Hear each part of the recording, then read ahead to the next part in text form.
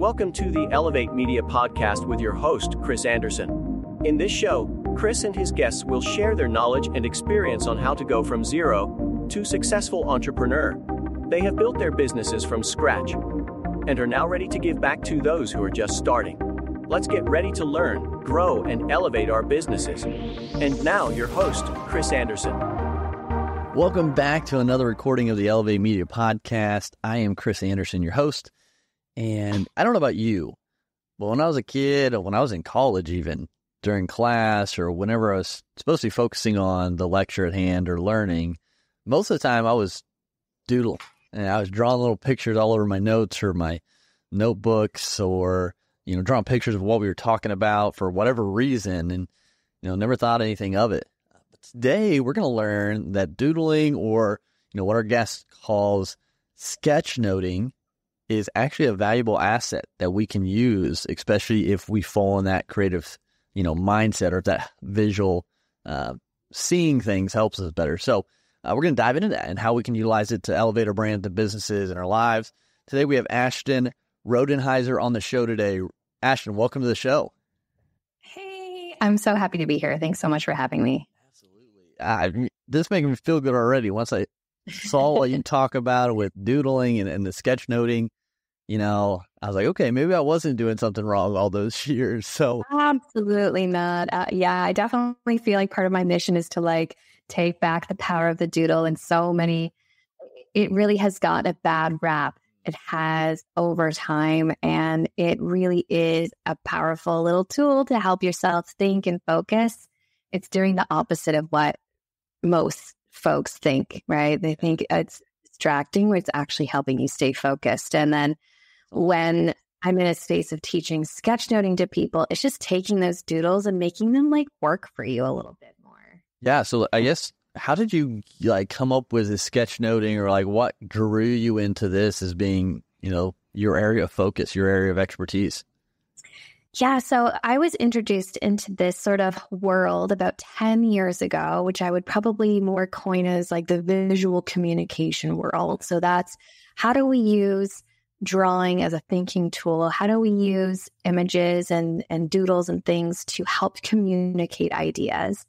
And I learned about it as a facilitator. So I was, being in the front of a room, hearing what people have to say and feeding back what I'm hearing in words. And then I was introduced into the world of the graphic facilitation, where instead of feeding back in words, now you're feeding back in pictures.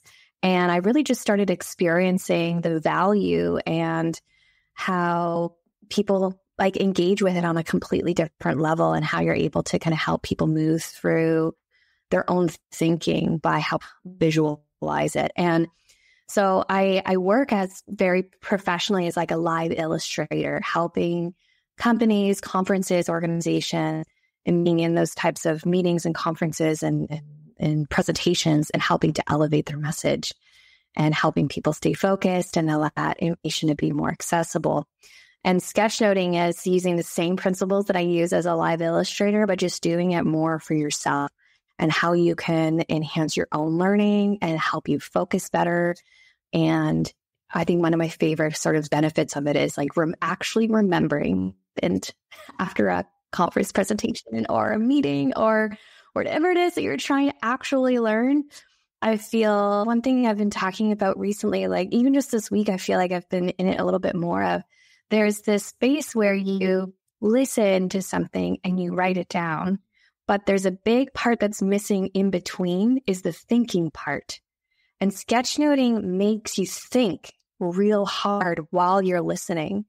And I think that's part of the beauty that I really love about it. It's not about knowing how to draw anything. I can teach the drawing skills in 15 minutes. It's not rocket science, right? But it's taking the listening, making sense of it while you're listening, and trying to capture it in not just words. But because most of us think in pictures, we're leaning in on how we naturally think anyways, and turning it into doodles, drawings on a page that doesn't have to be scary. You actually have to know how to draw anything. So don't worry too much about that. But, be artistic at all, or does it, how do we, I guess, where do we start? If we're wanting to get into sketch noting and we're maybe not artistic or we can't draw well? Like, how can we still make it like, I know my handwriting, like I have to take time to make it legible. So like with Doodles, like how do we make it, make sense, I guess, later if we come back to it? Yeah. So the first drawing element that I usually teach is a line, right? So like I said, this isn't this rocket science, it's a line. And by using really simple elements like a line, like an arrow, like a square, like a circle, can help elevate and connect information. So you can use a line to connect information on a page. You can use it to show the differences. You can use it to highlight information. You can use it to show a flow of information. So if you're capturing information around your page and not just like in a linear fashion like we normally do, or that we just sort of fell into capturing in that way, you have space to be able to draw little things or just use something as simple as a line to help connect information and show flow and separation on a page. So you could like make a really nice looking, very a sketch note that is like really valuable to you just by using some words and some lines at its like core. You can get fancier. You can add a square. You can use containers to elevate information, to show emphasis, to group ideas together. And a container can be something as simple as a square. Like, you can go ahead and make it as fancy as you want, but at its core, you can benefit and learn sketchnoting skills while also not really knowing how to draw anything.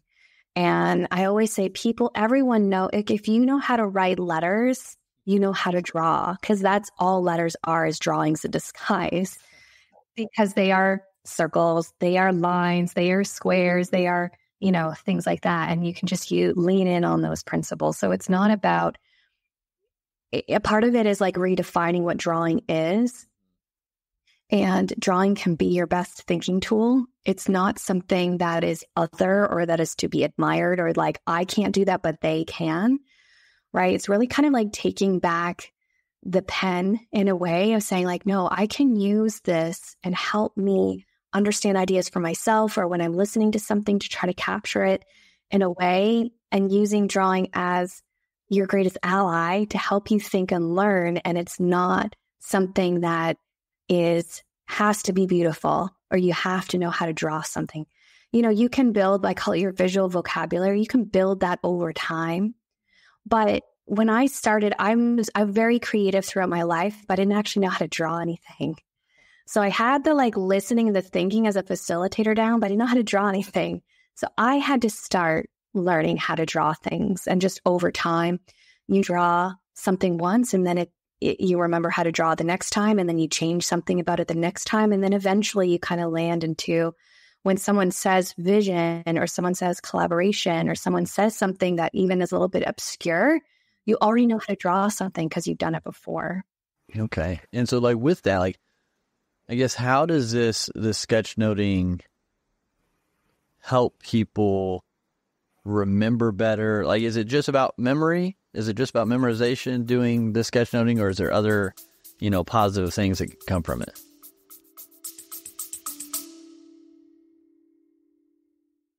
You love listening to podcasts, but have you ever thought about starting your own podcast? Maybe you want to build a brand, grow your business, or are looking for an excuse to talk about your favorite hobby. Whatever your reason for making a podcast, Buzzsprout is the place to start. Since 2009, Buzzsprout has helped over 300,000 people launch their own podcasts. Buzzsprout walks you step by step through the whole process and will give you powerful tools to start, grow, and monetize your podcast. Ready to get started? Click the link in the show notes to get our free step-by-step guide to starting your podcast today.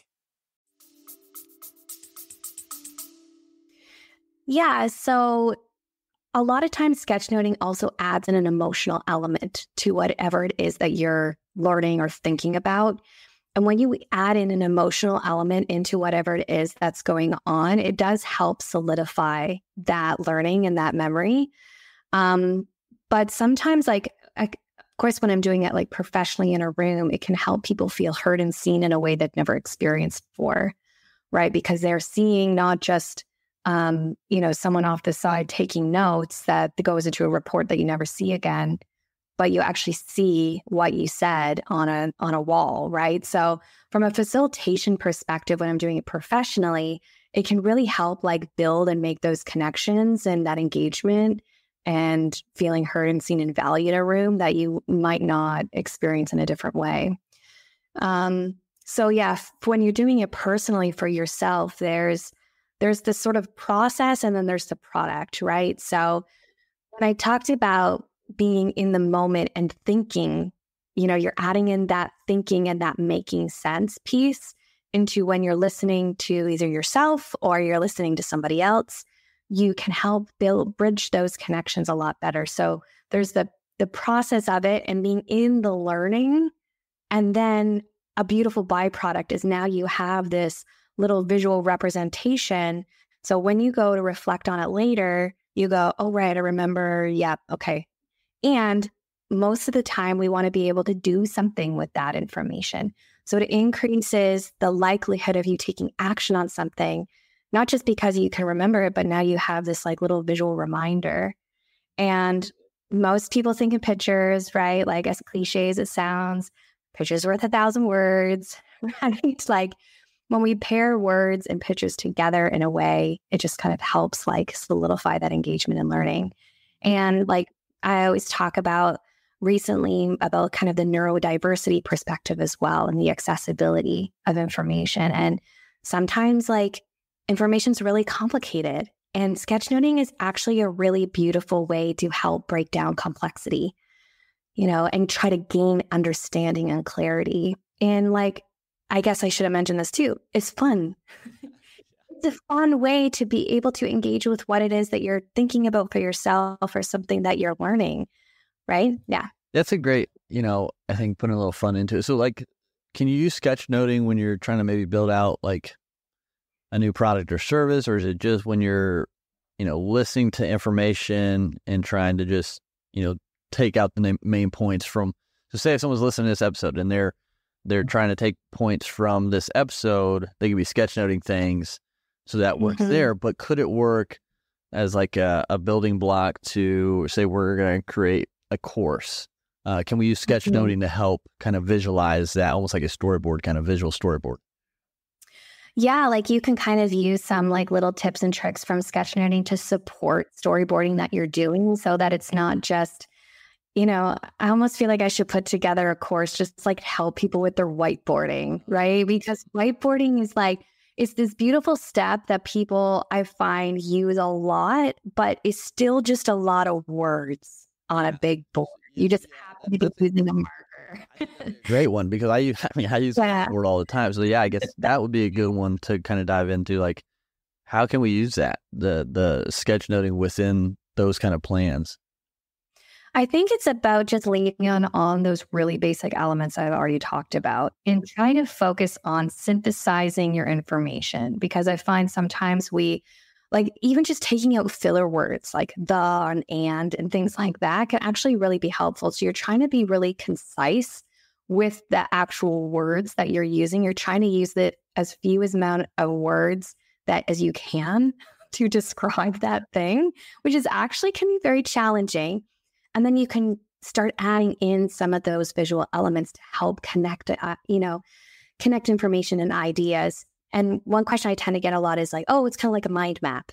And I'm like, mind maps are really great. And people really seem very familiar with them. But that is just, it's like a template. It's like a way to do it. Whereas sketchnoting can be, it can be way beyond just like put something in a circle and then a line in a circle, right? It's so like it could go in any direction. And when you're storyboarding something out, you're like, of course, because this is like what I do whenever I'm trying to figure out my own thinking. I get like sticky notes are your best friends, right? Because you can put something on it. And then I'll usually have like a big piece of paper on the wall, or I'll just have the wall. And then I'll put the sticky notes on and move them around and then use lines to connect which ones go together. And when you have flexibility like a sticky note, you can move things around. Whereas a whiteboard, you're like erasing and adding it, and that can be annoying. So it's always nice, and when you're doing the like hard thinking for yourself, that you also have this visual tool, but also has some like flexibility. Yeah, I think, and kind of what I'm hearing, and I could be wrong, is, the importance of be able to get what's in your head out in a way that is simple, but that can connect you back to those thoughts where you're able to visualize them in front of you, I guess. I could be sounding completely off. Right? No, you're right. You're right. Yeah. Like you want to make, if you draw it out, then you'll be good to go. But yeah, like you're trying to make, like for me, it's always trying to make things easy for yourself. And I really hope like part of my like passion in life, goal in life is to try to instill the idea that like you can use doodling and visuals as a tool to help you, especially in those places where information is so complicated and it's really hard to describe. And, you know, imagine the opposite where you just have like a sheet of paper and you're just writing stuff out, but like you don't know how those ideas connect to each other. You don't know what the bigger picture is. Like it's whereas sometimes if you just put a brain dump and you put each idea gets its own sticky note and you put them on a wall, it becomes very clear which ideas are all kind of the same. And then you go, oh, well, maybe this is something that like now you have an overarching theme that you might not have gotten to just by writing random notes or staying in your head about it. Yeah. And I think it's a great point that, you know, and I've heard people kind of like journal by the side of the bed. So when you go to bed, you have an idea, you can like just kind of get them all out right there and come back to them. But I like the visual of the sticky notes and be able to organize them and put them in different things. And shoot, you could probably, do some sketch noting of like lines and arrows with the sticky notes that direct to different groups and things and get really creative with it, which I think when we get into that creative mindset as well, like you said, it has another element of fun almost to it. Yeah, it makes it fun too, especially when it's really like complex stuff that we were just talking about and trying to add a little bit of fun. And once you start doing something a little bit that's different and that's creative, it allows for other creativity to flow from that as well. And you never know where that's going to go. What if someone says they're not like creative, that they're not in that creative flow state? Do you believe them? Do you think everyone's creative? I do believe everyone's creative. I do. I think it's a matter of leaning in on what creativity means for you and how you define it for yourself, right? Whereas obviously mine's very visual, mine's very tactile, like very like combining these elements with words. Like mine is like very clear, right? But yours might be dancing. It might be making people laugh. It could be anything. You might be really good with words and you can like make up your own words. And you know what I mean? Like maybe you're an actor, or like maybe there's something, maybe you're like, you need rhythm.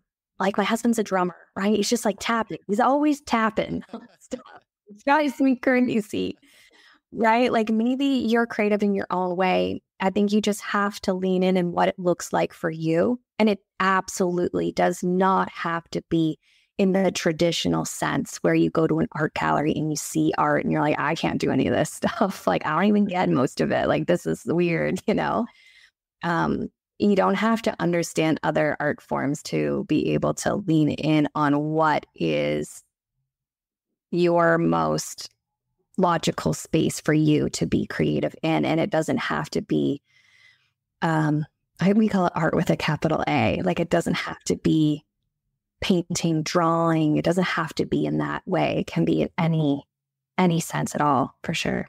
Yeah. And so do you find like if people lean into that, like your husband's a drummer, or if it's dancing or whatever it might be, like if they can tie that into these sessions of brainstorming or note taking or things of that nature, obviously maybe not in a public space or whatever, depending on what it is, but does that help? Like, does it matter, like the sketch noting versus, maybe he taps a certain way on a certain, like, I don't know, does that open something up in the mind that allows people to be, more in the flow and bring things together?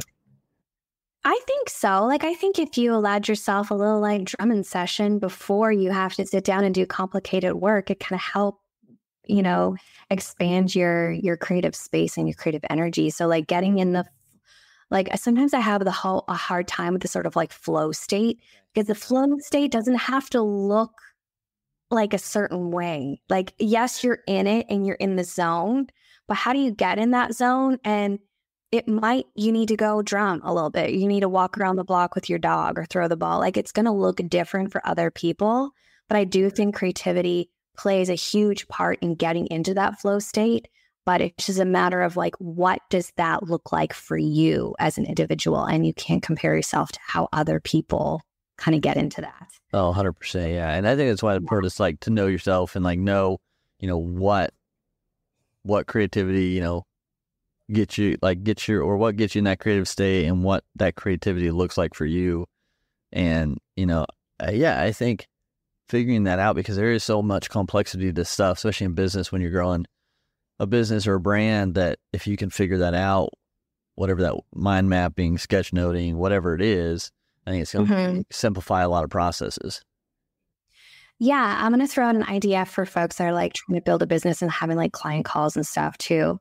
A lot of times, like in a perfect world, you're differentiated yourself, right? Like, why is someone going to choose to work with you over somebody else?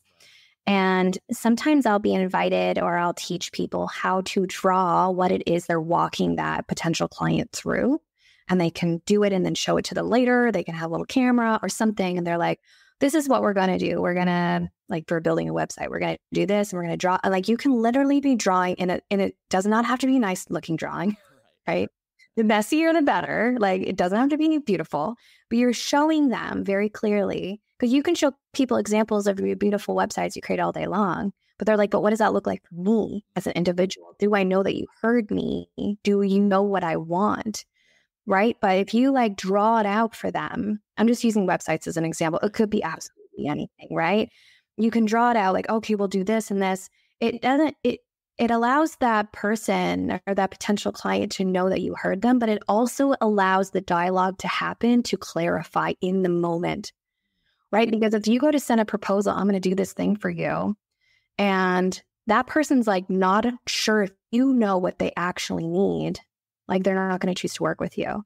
But if you're in the moment drawing something out, now you have that person on that call, for example, to say, wait a second, maybe we don't want to do that. Maybe we want to do this instead. So you scratch it out and you put a new arrow and you put a few little notes or something, right? And now you also have this engagement in the moment. You show that you've heard them. It's not about you trying to get them as a client. You genuinely care about what it is they're trying to hire you for, right? And so you got that in the moment, but now you have this fun little, probably terrible drawing. And like I said, it's okay if it's terrible, to follow up with and be like, hey, here's the drawing. Just take a picture with your phone or like a scanning app. And you say, hey, this is what we talked about. Does this still resonate with you? Like, let's chat about this. And if you want me to send a proposal, like whatever, however you're doing your next steps with them. But you can be like, oh, I'm going to follow up with you and send you this like terrible drawing that I did. Ha ha ha. Especially if you want to like work with like fun and easygoing, like people that are going to resonate with your vibe, right? Like for me, I only want to work with like fun, easygoing people. Yeah. So I don't want to work with, like, I need to be able to work with people who want to have a good time and get stuff done and provide all this amazing value, but like have a fun time doing it. Like, life is too short to not have a good time while you're doing what you're doing, right? And working with painful people, right? So like chances are if they're interviewing other people, they're not doing something like this. Right? They're just kind of talking head, like, yeah, I can do that. Yeah, I can do this. But that just something to think about. Like your comfort zone, and could you like draw your client call? Like, I think that would be so fun. Yeah, that would be a different dynamic and a different structure. But then you obviously have something right there that you could send. I think about when I'm on, sales calls or client calls or whatever. Like, I'm taking notes, but it's like, what if I just showed them along the way? Like, okay, you said this, I heard you. Like, I'm putting that here. Right. Like, even sharing the screen of the iPad or whatever it is as you're drawing on it or something like that. Yeah, like Zoom has whiteboard feature, right? It like use, or if you're not comfortable sharing it in the moment, you could follow up and be like, this is what I heard you say. Is this correct? Right. And then you're adding, you could do it. If you feel comfortable sharing it in the moment, then you have that feedback right away, but it allows you to have that conversation later if you choose just to share it later. Yeah, that's actually a really good idea. Because we work with clients in person doing social media videos or commercial videos as part of what we do at Elevate. And, I'm thinking like if I'm on a call with them, I could draw out the storyboard, a little. Oh, absolutely. So that's a great tip and a great idea. And I think, it's cool because there's so much creativity we can use out there, and there's so many different dynamics and ways we can go about, our processes, and you can learn something new or implement something from, I think, anyone and everything. And so that right there shows like, that's just a cool way you could be different, stand out, use creativity, have fun, all the same kind of thing with your business. So. Yeah. And I emphasis again, it does not have to be a beautiful drawing, right? Like the more crude it is, like you just have a little circle for a head and a little like semicircle for a body to show in the storyboard. Like it does not have, stick people are okay. They are still sure. Well, Alex Hormozy, he's a big marketer and business coach kind of guy, and he's shaking things up with how he gives away free value. Anyways, his books he's written. He used sticks. He literally will draw on his iPod or iPad, like his thoughts on the chapter or whatever, or like part of the chapter, and those little pictures enter into the book. So stick figure. I think you would really like it from your perspective. Creative and from your sketchnoting, because that's basically what he's doing. I think on a little bit more of a different level. Not what you do on your live performances where you do all the words and it looks real nice, but like just from the simplicity of sketchnoting, I think his is a good example with that. So that's why I thought. Yeah, and there's a reason why you remembered it. Like out of all the content and all the people you've watched over the years, probably saying very similar messages, that sticks out for you, and that is definitely the power of doodling and using this sort of sketch principles for sure. Even that, like you're like it was a stick figure, and I still like I got it, and you can remember it. Yeah, it stands out for you. I think the creativity and the simplicity both combine, telling the purpose, like what it's trying to tell in that simple form is kind of like, whoa, like it doesn't have to be anything crazy, just value. We overcomplicate things. It drives me insane. Like we do. And I don't know if it's like to make ourselves feel better. Like we have to use fancy language because if we don't, they're not going to take us seriously. We have to we have to use like, oh, I call myself this fancy term because if I don't, then people won't take me seriously. Like, and that example you just gave with that guy, like just shows the power of like, we know what he's talking about and he can explain this in a way that makes it easy for you to understand and you don't feel like an idiot. That's part of it. Like, by trying to be like too fancy sometimes, I think in turn we make people feel not good about themselves because they don't get it, and we get like stuck in our own industry language and our own industry terms. And then we're trying to communicate that out.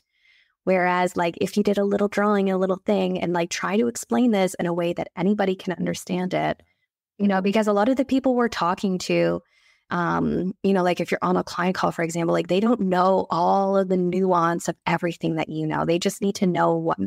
And I don't really like the word layman's, but like layman's terms, like an easy to understand language, like grade 4 reading level or what have you. Like we just tend to overcomplicate everything. Yeah, we really do. Yeah. I just had a conversation with one of the individuals on our team the other day actually about this. Is like, when we're in a sales call, when we're, with a prospect, like we don't have to talk so much. Like we don't have to use such big words and talk a whole lot because, at the end of the day, a lot of times that actually comes off as a negative in their eyes because they think you're trying to overcompensate or you're trying to push the sell too hard or things like that. I'm like, we just need to, say what we need to say in a simple term and let them talk and just listen. And I think, it's about asking the right, like with the facilitator in me, right, getting into this, it's like asking the right questions in the right moment. Right. And you could be like drawing a little thing while they're talking and you can just say, hey, I'm going to like do some little drawing like while you're explaining this. So I know that I heard you right. Being upfront with it. Like, hey, I'm going to do this so you can see this. No, I'm listening and you can give feedback directly. And I think it's cool and a great tip. So, Ashton, this has been a great conversation. I really enjoyed, this is a bit different. I think it's something really cool to think about and something I'm going to start thinking about how I can incorporate it more with what I do, with my, my storyboards, with my notes and ideas and sketchnoting. I think it's something a lot more people need to be aware of and think about using. So, at the end of the day, if people do want to connect with you, find out more about sketchnoting or what you do, where can they connect with you at? Yeah, so I have a whole sketchnote school. So sketchnote.school. I've got a free newsletter on there. I've got a community, and you can learn about the Beginner's Guide to Sketchnoting book that I just published a few months ago, and emphasis on the beginners, right? Like we talk about drawing a line and how to use a line. Like it's really, no matter kind of where you are coming at, it was really important for me to emphasize on the beginner, because I feel like there's such a easy to understand and learn skill that can be used in so many different ways, like we talked about. But we, people in my industry, tend to overcomplicate it, right? And it does not have to be complicated. You can learn these really easy to draw things to help you connect to information and to learn deeper, for sure. Well, yeah, everyone, make sure you connect with Ashton and find out more about sketchnoting and start implementing it and just lean into your creativity a little bit more to have some fun with it and make things a little bit simpler. So, again, Ashton, thanks so much for being on the Elevate Media Podcast today. Yeah, thank you so much for having me. I had such a great time. Thank you for listening to the Elevate Media Podcast. Don't forget to subscribe and leave a review. See you in the next episode.